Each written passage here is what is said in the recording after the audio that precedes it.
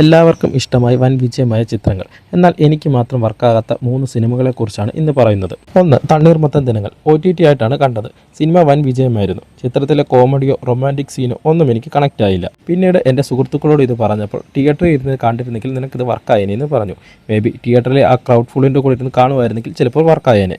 2. Joji. Corona സമയത്ത് OTT റിലീസായ മലയാള ചിത്രം. ആ സമയത്ത് ഒരു ദിവസം തന്നെ 2-3 സിനിമകൾ കാണുന്നതുകൊണ്ട് തന്നെ എനിക്ക് ഈ സിനിമയിൽ ഒരു ഫ്രഷ്നെസ് ഫീൽ ചെയ്തില്ല. അതായിരിക്കാം വർക്കാകാത്തതിന് കാരണം.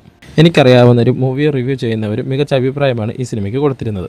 3. മെർസൽ. അറ്റ്ലിയുടെ അതിനു മുമ്പുള്ള രാജാറാണി, തേരി എന്നീ സിനിമകൾ എനിക്കിഷ്ടമായിരുന്നു. അതിൻ്റെ കൂടെ രാജമൗലിയുടെ പിതാവ് വിജേന്ദ്ര പ്രസാദ് സ്ക്രീൻ പ്ലേ ചെയ്യുന്നുണ്ടെന്ന് കൂടി അറിഞ്ഞപ്പോൾ കുറച്ച് ഓവർ എക്സ്പെക്റ്റേഷൻ ഉണ്ടായിപ്പോയി. അതുകൊണ്ട് തന്നെ സിനിമ എനിക്ക് ഒട്ടും വർക്കായില്ല.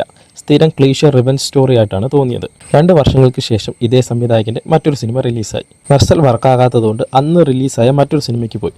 ആ സിനിമ പിന്നീട് ഒരു ഐക്കോണിക്കായി മാറി. നിങ്ങൾക്കും ഇങ്ങനെ സിനിമയുണ്ടെങ്കിൽ നിങ്ങളുടെ അഭിപ്രായം കമൻറ്റ് ചെയ്യൂ.